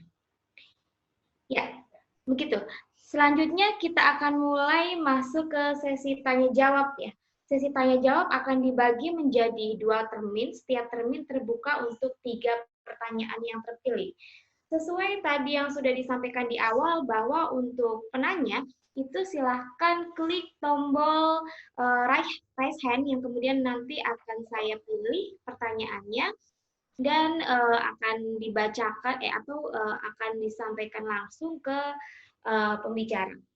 Silakan jika ada pertanyaan, klik tombol raise hand-nya. Untuk Alia Nafis, silakan mungkin host bisa dinyalakan unmute-nya. Ya, bismillahirrahmanirrahim. Assalamualaikum warahmatullahi wabarakatuh. Perkenalkan, saya Alia Nafis, mahasiswi Farmasi Fakultas Ilmu Kesehatan Universitas Singapura Bangsa Karawang. Ingin bertanya kepada Ibu Indah, kan alur penanganan itu kan ada orang yang tanpa gejala gitu ya Bu. Tapi kan cara kita mengetahui apakah kita positif atau negatif dari penyakit COVID-19 itu kan harus melakukan rapid test. Tapi beberapa masyarakat ini belum melakukan rapid test tersebut. Nah, bagaimana cara kita mengetahui diri sendiri apakah kita positif atau negatif penyakit COVID-19 tersebut tanpa melakukan rapid test? Terima kasih. Ya, terima kasih atas pertanyaannya. Kita lanjutkan dulu untuk pertanyaan yang kedua sebelum kita kembalikan ke Ibu Indah. Bisa didiskusikan dengan Ibu Indah. Silakan Bu, bagaimana cara mengetahui OTP ini dia bahwa kita sudah positif atau negatif kalau kita tanpa gejala gitu. Seperti yang kita tahu ya, kalau misalnya kita mau tahu positif apa enggak, itu kan virus yang masuk ke dalam kita itu membuat antibodi ya, berarti harus ada antibodi yang keluar dulu gitu. Jadi sebenarnya kalau tidak dengan menggunakan rapid test atau dengan swab PCR, itu kita tidak bisa menentukan bahwa dia positif atau negatif karena tidak ada indikator yang bisa mengenali virus tersebut masuk apa enggak. Jadi kalau misalnya dengan kasat mata memang tidak bisa. Jadi pengecekannya itu bisa dengan rapid test atau dengan PCR swab. Nah, untuk rapid test juga kan sebenarnya karena ini karena ini menggunakan antibodi kita itu sebenarnya kalau misalnya sampai 4 hari kita positif itu kita belum bisa terlalu akurat gitu. Jadi makanya untuk yang rapid test negatif itu harus diulang untuk 10 hari ke depan, dan yang PCR pun itu harus kalau misalnya positif itu harus di tes ulang untuk 2 hari berturut-turut untuk swab PCR seperti itu misalnya. Jadi kalau misalnya secara kasat mata kita misalnya merasa demam, Terus pilek kan sekarang mah sering ya kita kadang suka dikit-dikit demam, pilek, aduh apa ini kena virus corona, tapi itu sebenarnya belum bisa kalau misalnya kita tidak melalui pengecekan laboratorium seperti itu. Terima kasih. Iya, bagaimana dengan Saudari Alia Nafis? Apakah ada yang perlu ditanyakan lagi atau belum sudah jelas? Berarti iya, apa namanya, rapid test itu wajib gitu ya Bu, hukumnya ya Bu? Ya sebenarnya mah kalau andai pun tidak ya sebenarnya saya merasa diri kita ternyata panas, demam, terus kalau misalnya kita merasakan gejala, kalau misalnya gejalanya tidak terlalu berat misalnya dengan apa ya, dengan demam atau pilek biasa, kita harusnya sadar diri saja untuk melakukan isolasi 14 hari di rumah seperti itu. Tapi kalau misalnya untuk memastikan lebih lanjut, memang harus dengan tes laboratorium. Saya rasa sudah cukup ya untuk pertanyaan yang selanjutnya. Ada lagi dari peserta mungkin atau dari Bapak Ibu dosen? Silakan jika ingin mengajukan pertanyaan. Oke, kalau belum ada pertanyaan, kalau begitu saya coba bertanya ya baik kepada Ibu Indah atau Ibu Rahmi Ridho. Berarti kalau misalnya kita sudah dinyatakan sebagai OTP misalnya, OTP kan berarti dia tidak memiliki gejala ya. Tapi apakah virus yang ada di dalam tubuh kita ini misalnya itu tetap resikonya sama dengan resikonya sama untuk orang lain dengan pasien yang PDP ataupun yang sudah positif gitu Bu, Ibu Indah? Ya, kalau yang saya tahu ya Bu, kebetulan saya juga sebagai kerja di part time di rumah sakit ya. Kalau saya kalau misalnya pasien positif itu ya sama aja. Pasien yang positif itu kan berarti kan positif terkonfirmasi virus. Tapi memang ada tingkatannya, saya tadi bilang ada yang tingkatan rendah, sedang, sama tinggi gitu. Jadi kalau yang misalnya sedang itu dia cukup dengan isolasi mandiri. Sedang itu kayak apa? Misalnya rendah itu cukup isolasi mandiri. Nah, untuk yang membedakannya itu sebenarnya kalau yang sudah tinggi itu biasanya ada penyakit penyertanya Bu. Kalau misalnya kayak diabetes, hipertensi, terus ada kegagalan pernafasan. Nah, itu harus dibawa ke rumah sakit rujukan gitu yang membutuhkan misalnya alat bantu pernafasan. Tapi sebenarnya semuanya itu mau yang sedang, mau yang rendah, mau yang tinggi itu sama sebenarnya terkonfirmasi. Ya oke, terima kasih. Tadi ternyata ada yang sudah raise hand atas nama Salma Salsabila dan juga Wildani Zakia. Mungkin dari Salma Salsabila terlebih dahulu, silahkan. Ya, Assalamualaikum warahmatullahi wabarakatuh. Waalaikumsalam warahmatullahi wabarakatuh.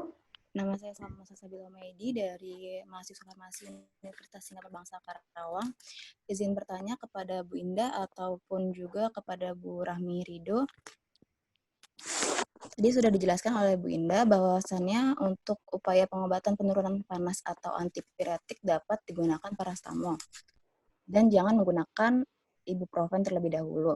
Namun apabila ada kasus bahwasannya alergi paracetamol dan tidak bisa menggunakan ibuprofen itu bagaimana? Apakah ada alternatif atau solusi yang bisa dipakai? Dan apakah ada ramuan yang bisa digunakan untuk penurun panas? Begitu. Terima kasih. Wassalamualaikum warahmatullahi wabarakatuh. Saudari Wildani Zakia untuk menyampaikan pertanyaannya. Coronavirus itu kan disebutkan dalam sebuah jurnal, coronavirus itu kan RNA strain positif berkapsul sehingga desinfeksi sederhana pun mampu menginaktifkan coronavirus tersebut. Pertanyaan saya, mengapa kasus COVID-19 yang ada hingga saat ini memiliki grafik meningkat, bahkan ditetapkan sebagai kedaruratan kesehatan masyarakat yang meresahkan dunia? Bagaimana? Apakah sudah terdengar oleh Ibu pembicara? Karena di koneksi saya ini agak kurang jelas dari pertanyaan yang disampaikan oleh Wildani Zakia. Mungkin pertanyaan Wildani itu seperti ini ya, kenapa COVID-19 ini trennya naik Padahal dia virus yang istilahnya mah dengan disinfeksi biasa aja bisa tertangani gitu ya. Jadi benar nggak? Dan kenapa disebut emergency wabah gitu kan ya? Iya, Bu, benar. Ya. Ya, silakan mungkin dari pertanyaan dari Salma Salsabila, apakah kalau misalnya tadi tidak ada paracetamol atau ibuprofen, ada ramuan lain? Mungkin silakan dari Ibu Rahmi Ridha terlebih dahulu yang kemudian bisa ditambahkan oleh Ibu Indah Laili. Terima Silakan kasih, untuk Bu menjawab Aris. pertanyaannya. Ya, terima kasih Ya. Bu Aris.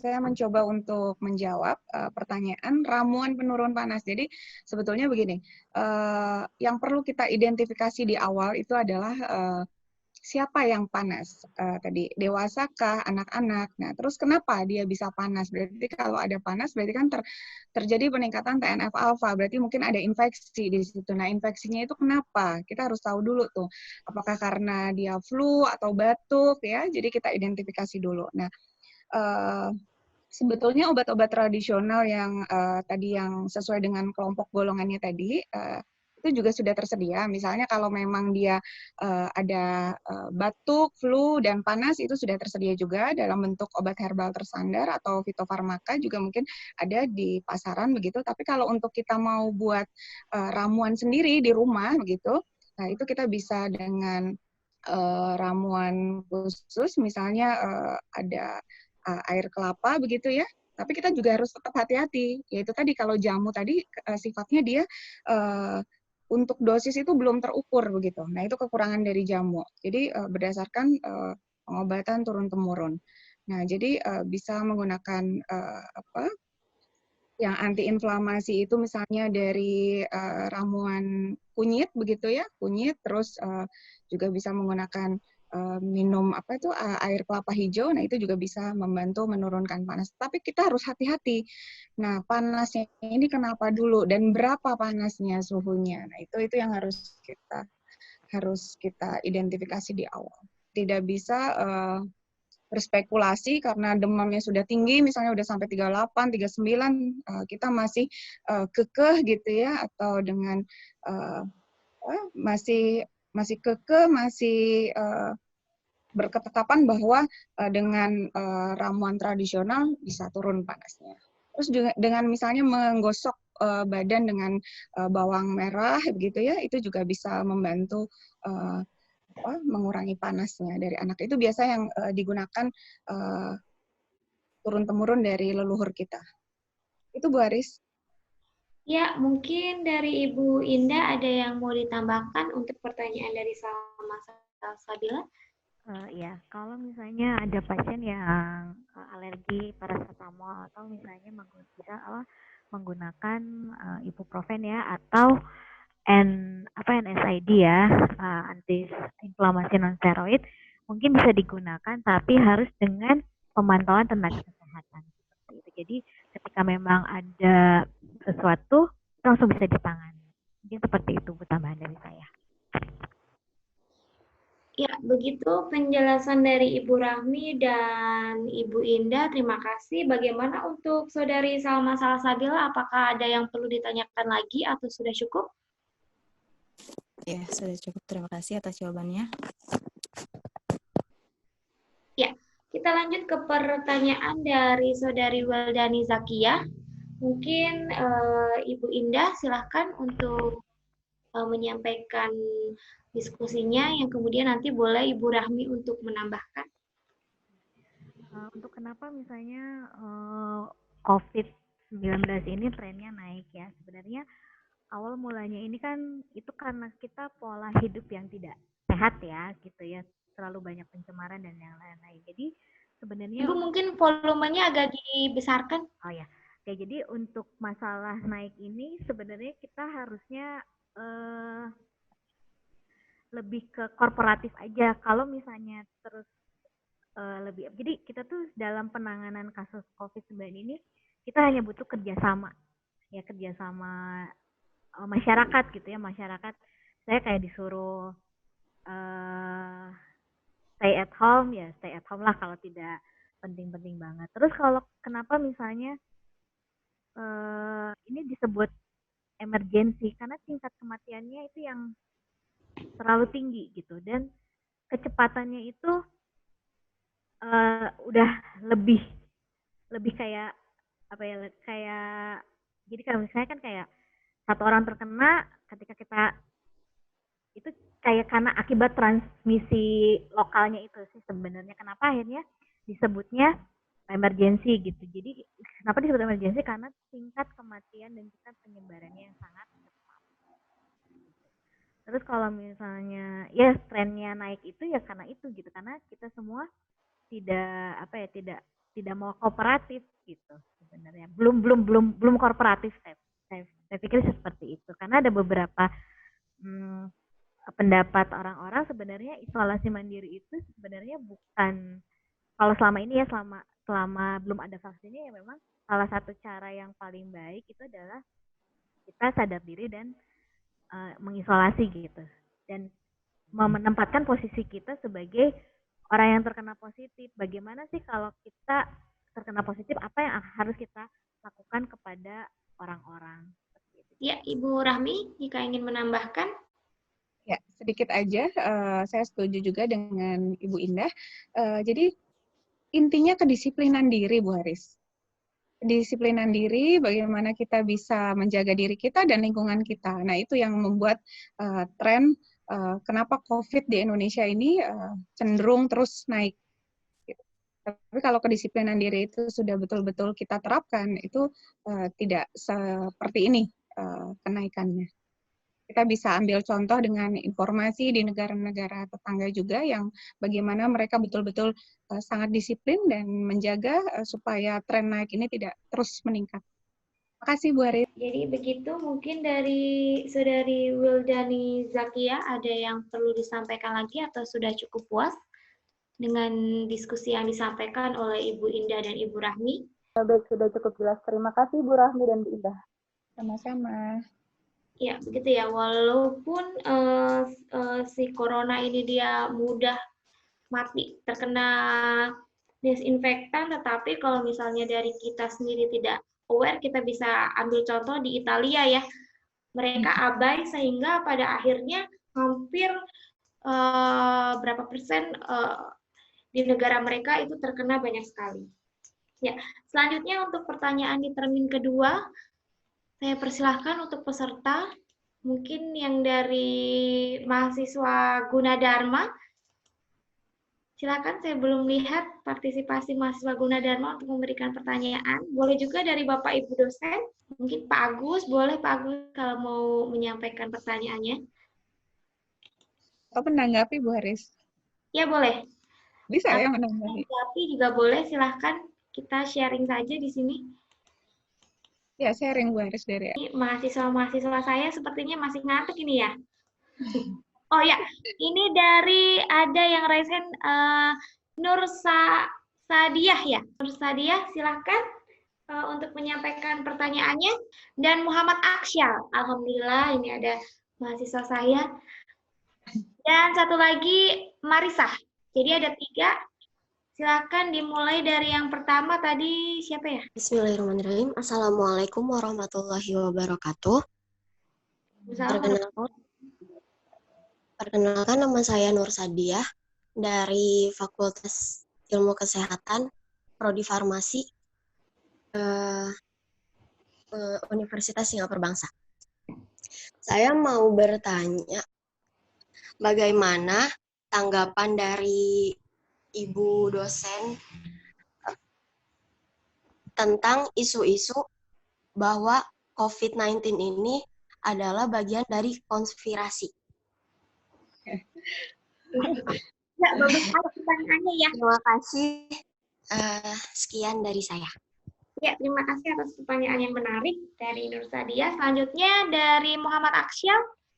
Silakan. Assalamualaikum warahmatullahi wabarakatuh. Waalaikumsalam. Saya Muhammad Aksyal dari Farmasi Universitas Gunadarma. Ingin bertanya, untuk tadi kan untuk pencegahan kita membuat ramuan herbal. Kira-kira untuk ramuan herbal yang kita buat berapa lama bertahannya? Kemudian apakah ada tanda ketika ramuan herbal yang kita buat itu sudah tidak memenuhi syaratnya untuk digunakan kembali? Mungkin itu saja pertanyaannya. Sorry Bu Haris, bisa diulangi? Jadi pertanyaan dari Aksyal? Itu adalah apakah ramuan herbal yang kita bikin sendiri di rumah itu ada masa expirednya? Expirednya itu kapan dan ciri-cirinya kalau misalnya ramuan herbal yang kita buat itu sudah expired itu bagaimana? Ya, tandanya. Begitu kan ya? Aksyal? Ya. Selanjutnya tadi pertanyaan ketiga, mohon di raise hand kembali tadi yang sudah saya panggil. Pertanyaan yang ketiga tadi yang merasa sudah raise hand bisa recall kembali. Iya, Kak. Marisa, ya, silakan. Perkenalkan, nama saya Marisa dari Universitas Singapura Bangsa Karawang, jurusan farmasi. Saya ingin bertanya, seperti yang diketahui, banyak masyarakat Indonesia yang memanfaatkan sinar matahari untuk berjemur. Nah, pertanyaannya, apakah berjemur termasuk upaya swamedikasi? Dan pentingkah berjemur di bawah sinar matahari untuk upaya pencegahan virus COVID-19 ini? Terima kasih. Ya, terima kasih atas pertanyaannya. Di termin kedua ini pertanyaannya menarik-menarik ya. Yang pertama mungkin dari pertanyaan Nur Sadiah, bagaimanakah tanggapan Ibu Rami dan Ibu Indah tentang isu-isu konspirasi dari virus corona ini?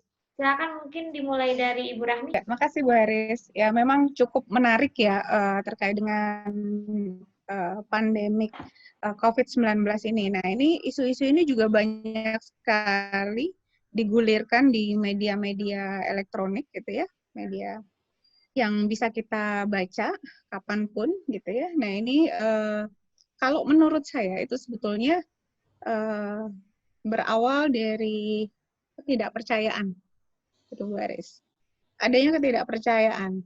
Nah, di sini terjadinya konspirasi, apakah bisa juga terkait dengan perang dagang begitu, ekonomi, politik. Itu juga mempengaruhi kenapa isu terkait dengan COVID ini terus digulirkan begitu Bu Haris. Ya, itu aja Bu Haris dari saya. Jadi inti poinnya adalah berawal dari ketidakpercayaan lagi. Dan adanya perang antar satu pihak dengan pihak yang lain begitu. Apakah itu perang ekonomi atau terkait dengan bidang ekonomi, terkait dengan politik kah? Jadi akhirnya teori konspirasi itu digulirkan. Oh, begitu ya. Makasih Bu Haris. Iya, berarti kalau untuk Ibu Indah, pendapat Ibu bagaimana Bu menanggapi ini? Apakah benar bahwa sebenarnya virus corona ini termasuk sebagai isu-isu konspirasi? Kalau saya sih lebih ke ya kita kan saintis ya, jadi lebih baik kita harus ada evidence base-nya aja, dasarnya aja gitu. Yang teori konspirasi itu kan sebenarnya nggak ada evidence base-nya, jadi saya tidak terlalu inilah tidak, maksudnya kita lebih baik bicara ada evidence base-nya aja. Seperti itu. Ya. Bagaimana menurut Sadia? Jadi kalau menurut Ibu Indah itu sebaiknya kita saintis, kita berpikir dari sisi saintifiknya, tapi kalau dari Ibu Rahmi mungkin memang ada sistem ketidakpercayaan antara yang satu dengan yang lainnya sehingga muncullah isu-isu konspirasi. Nah, untuk Nur Sadia sendiri, apakah sudah cukup? Atau mau ada pertanyaan lagi yang disampaikan? Selanjutnya mungkin lanjut ke pertanyaan yang kedua dari Muhammad Aksyal. Gimana Bu ini? Kalau misalnya kita bikin jamu sendiri di rumah nih, biasanya kita simpan di kulkas, expirednya kira-kira gimana Bu? Apakah ada masa expirednya atau boleh kita minum tahun depan gitu, boleh nggak Bu ya? Ataupun kalau misalnya expirednya ciri-cirinya bagaimana? Ya, makasih Bu Haris. Jadi ini pertanyaan ditujukan ke saya ya. Mungkin Bu Indah juga bisa nambahin nanti. Iya, jadi makasih Mas Aksyal pertanyaannya. Jadi seperti yang tadi sudah saya sampaikan pada saat presentasi tadi. Jadi cara membuat jamu yang segar ya. Kalau segar itu istilahnya apa? Berarti dibuat hari itu, dihabiskan hari itu, Bu Haris. Gitu. Jadi istilah segar, jamu yang kita konsumsi itu dibuat hari itu, dihabiskan hari itu juga. Jadi kita membuat untuk 1 kali atau 1 hari pemakaian. 1 hari untuk 2-3 kali pemakaian. Nah, kita bisa takar tuh. Nah, masalah expired, yaitu tadi karena ini segar dan jamu itu berbahan dasar pelarutnya itu berbahan dasar air. Ya, karena kan kita mau minumnya bahan dasarnya air ya, nggak mungkin kita pakai minum metanol atau etanol gitu ya. Itu ya Mas Aksel ya. Jadi kita berbahan dasar air. Nah, air sendiri adalah media yang sangat baik untuk pertumbuhan bakteri. Nah, ini juga kita tidak bisa jamin dalam waktu 2-3 hari ke depan apakah dia masih bagus atau tidak. Nah, jadi sebaiknya saran dari Kemenkes RI juga bahwa jamu segar yang kita produksi di rumah dengan peralatan yang sederhana, dengan pengetahuan yang kita juga tidak terlalu baik gitu ya. Jadi sebaiknya kita membuat jamu segar itu untuk 1 kali pemakaian begitu. Nah, yang perlu kita perhatikan juga sebelum membuat jamu segar itu kita harus memperhatikan bahan baku yang kita beli. Bahan baku yang kita beli itu kita harus perhatikan apakah dia tercemar, mikroba atau tidak, itu harus kita perhatikan. Jadi misalnya contoh kita membeli rimpang kunyit, kita mau bikin kunyit asam. Nah, sementara rimpang kunyitnya sendiri satu udah layu, kemudian selain layu juga sudah ditumbuhi jamur-jamur berwarna putih begitu. Nah, itu sudah sebaiknya jangan dipakai untuk bahan baku pembuatan jamu. Jadi dari pemilihan bahan baku itu sudah kita tentukan dulu apakah jamu yang mau kita buat itu berkualitas atau tidak. Nah, sementara pada saat kita sudah membuat jamunya udah jadi begitu ya.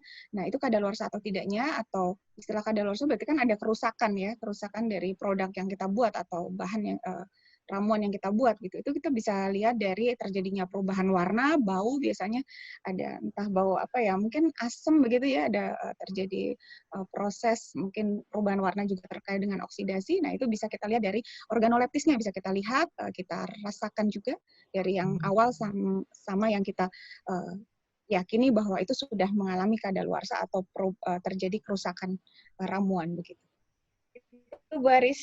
Jadi terkait dengan pembuatan ramuan itu harus diawali dari pemilihan dan proses pembuatannya pun harus hati-hati. Jadi karena ya berbahan dasar air, jadi memang mudah sekali untuk tercemar mikroba begitu. Terima kasih.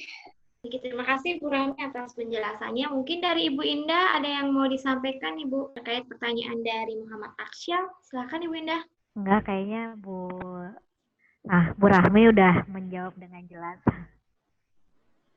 Ya, terima kasih Bu Indah. Berarti Bu Rami, kalau boleh saya tekankan, berarti kalau untuk pembuatan jamu tidak disarankan untuk disimpan, walaupun disimpan di dalam kulkas gitu ya Bu ya? Harus disimpan di kulkas nggak apa-apa, Bu Haris. Iya, disimpan di kulkas nggak apa-apa, tapi sangat dianjurkan untuk 1 kali pemakaian tuh 1 hari, gitu Bu. Jadi habis 2-3 kali minum cukup. Gitu. Jadi disimpan, misalnya Ibu membuat pagi hari, nanti sampai sore bolehlah nginep sehari gitu ya. Jadi betul-betul segar, fresh. Jadi kita dapatkan manfaatnya juga lebih baik. Karena kita kan nggak tahu ya, Bu Haris orang kimia juga kan mungkin tahu terjadinya perubahan-perubahan fisikokimia yang terjadi di dalam kulkas juga. Itu juga sangat merugikan kalau kita tidak patuh aturan. Terima kasih Bu Haris. Ya, terima kasih Bu Rami, Bu Indah. Begitu ya Muhammad Aksyal, apakah ada tanggapan atau sudah cukup? Silakan. Baik Bu, sudah cukup saya rasa. Ya.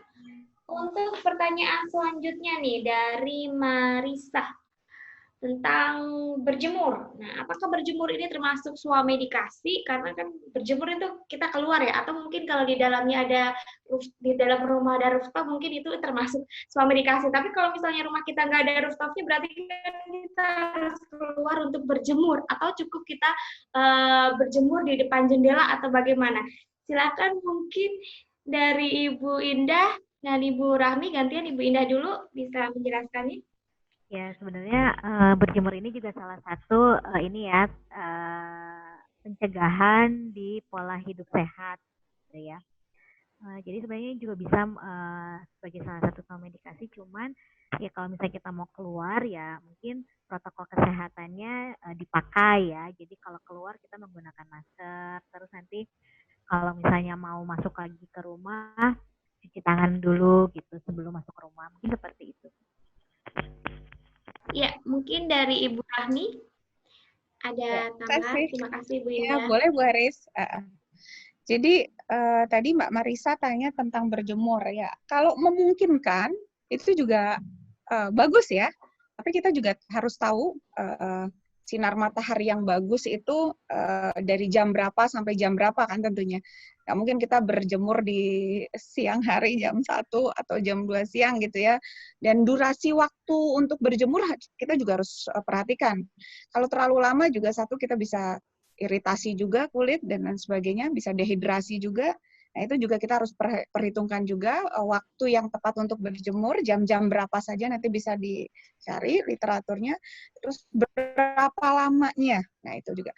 Nah, kalau bagi saya, ini kebetulan adik-adik mahasiswa juga perlu mungkin dihimbau, diingatkan kembali. Jadi, kita dalam menghadapi COVID ini intinya kan kita gimana caranya kita sehat gitu ya, gimana caranya kita sehat. Berbagai upaya sudah kita lakukan semua. Jadi termasuk ya tadi itu olahraga ya, olahraga itu juga perlu kita lakukan. Dan kalau saya lebih concern juga terkadang ada hal yang juga kita lupakan, yaitu adalah tadi itu PHBS. Ya, perilaku hidup bersih dan sehat. Nah, itu sementara kita pengen sehat, rumah kita masih kotor, karena infeksi ini juga bukan bisa juga terjadi infeksi sekunder ya, bukan dari virus aja. Jadi infeksi dari bakteri pun itu bisa memperparah begitu Bu Haris. Jadi lingkungan rumah yang lembab begitu ya, jendela yang tertutup rapat, tidak dibersihkan, terus kondisi ya kasur dan lain sebagainya, mungkin adik-adik kos nih gitu ya, kondisi kasur yang lembab, bantal, guling, nah itu juga bisa memperparah kondisi kesehatan tubuh kita. Jadi sebaiknya selain ke diri kita concern ke diri kita, ke lingkungan dan juga ke lingkungan di mana kita hidup sehari-hari itu. Termasuk juga di sini ada misalnya ada hewan-hewan peliharaan, itu juga tolong diperhatikan kebersihannya gitu ya. Kita misalnya Mas Aksyal tadi ya misalnya hobi melihara burung nih misalnya, tapi nggak mau nih hobinya melihara burung aja tapi nggak mau membersihkan kotorannya. Nah ini juga berdampak terhadap kesehatan. Jadi marilah kita kembali ke perilaku hidup bersih dan sehat. Terima kasih Bu Aris. Ya, sama-sama Ibu Indah dan Ibu Rahmi. Mungkin dari Saudari Marisa ada yang perlu disampaikan kembali atau sudah cukup? Terima kasih atas pertanyaannya tadi. Jadi ternyata berjemur itu ya memang penting ya, tetapi kita harus tetap memperhatikan social distancing. Jangan sampai kita berjemur bersama-sama tetangga, itu sama aja ya. Dan kita tetap harus juga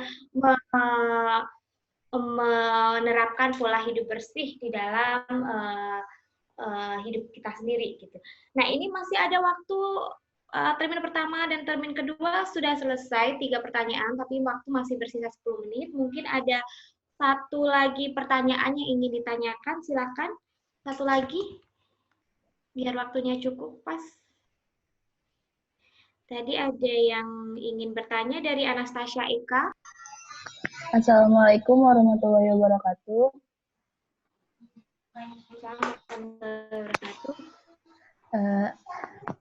Izin bertanya Ibu, saya Anastasia Eka Agustin dari Unsika, mahasiswa Unsika Prodi Farmasi. Izin bertanya Ibu mengenai vaksin. Kalau misalkan vaksinnya telah ditemukan untuk COVID-19, apakah kita harus di antivirus juga atau cukup vaksin aja ya Bu? Karena dominan masyarakat Indonesia juga belum di rapid test semua. Begitu Bu. Terima kasih. Sama Indonesia Eka, mungkin kembali ke Ibu Indah terlebih dahulu. Bagaimana nih Bu, jika vaksin telah ditemukan? Ya, Kalau misalnya vaksin memang sudah ditemukan sih ya lebih baik sih memang kita vaksin ya, karena penggunaan antivirus itu kan seperti apa ya, buat pengobatan ya, lebih ke pengobatan gitu. Jadi kalau misalnya buat pencegahan mungkin kita bisa menggunakan vaksin tersebut. Seperti itu, Bu. Jadi kalau misalnya udah divaksin, ya kalau misalnya nggak ada apa-apa ya ngapain kita pakai antivirus gitu. Ada tambahan mungkin dari Bu Rahmi? Terima kasih Bu Indah. Ya, sedikit aja Bu Haris. Ya, terkait dengan penemuan vaksin, ketika vaksin itu sudah ditemukan dan diharapkan orang-orang menggunakannya, itu sama sebetulnya dengan vaksin-vaksin lainnya Bu Haris. Jadi itu juga terkait dengan regulasi dan kesanggupan dan kesadaran diri dari terkait pertama dengan regulasi, ya, regulasi nanti apakah Kementerian Kesehatan itu mewajibkan begitu, kemudian turun ke Dinas Kesehatan dan sebagainya ya untuk mensosialisasikan harus wajib gitu ya aturannya seperti apa. Nah itu juga terkait dengan regulasi atau juga bisa terkait dengan kesadaran tiap individu tersebut apakah dia mau menggunakan vaksin atau enggak, karena contoh kayak vaksin-vaksin yang lain, ambil contoh vaksin cancer cervix misalnya. Nah itu juga kan tingkat kematian kan tinggi juga, tapi tidak semua wanita mau memvaksin dirinya untuk mencegah kanker serviks begitu. Nah itu untuk himbauan-himbauan itu juga sudah terjadi, sudah dilaksanakan.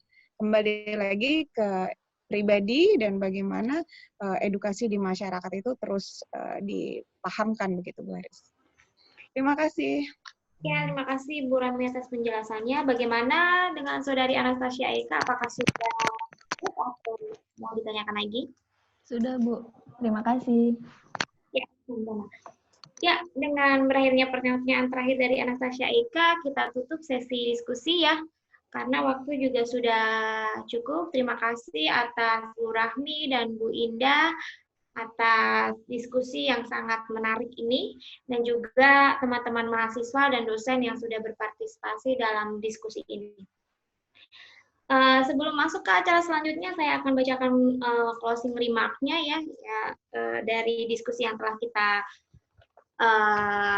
jalankan.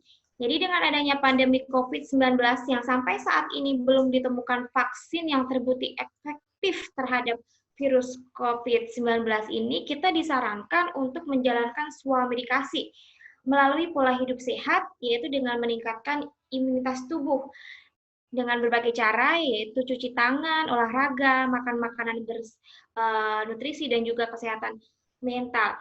Nah, untuk pemenuhan nutrisi itu bisa dilakukan menggunakan produk-produk bahan alam yang tadi sudah disebutkan, namun perlu diperhatikan juga penggunaan bahan alam pun tidak dapat sembarangan digunakan karena pasti akan ada aturan-aturan penggunaannya. Ya, demikian sesi diskusi pada kesempatan ini. Seperti yang telah disampaikan di awal, bahwa para peserta diminta untuk mengisi post-test melalui Google Form yang disediakan oleh panitia. Mungkin dari panitia bisa menampilkan link Google Form-nya terlebih dahulu sebagai syarat peserta untuk menerbitkan e-sertifikat. Nah, itu adalah berikut yang di layar adalah link dari post-testnya. Jadi kalau belum post-test, belum dapat mengambil sertifikat. Bisa juga melalui barcode, scan barcode. Bapak, Ibu, dan seluruh hadirin yang kami hormati, akhirnya sampailah kita ke penghujung acara webinar pada hari ini. Kami ucapkan terima kasih atas partisipasi seluruh hadirin. Semoga kita dapat mengambil manfaat atas acara yang telah berlangsung. Atas nama seluruh panitia penyelenggara, kami memohon maaf bila ada kata-kata kami yang kurang berkenan. Terima kasih. Wabillahi taufik wal hidayah. Wassalamualaikum warahmatullahi wabarakatuh.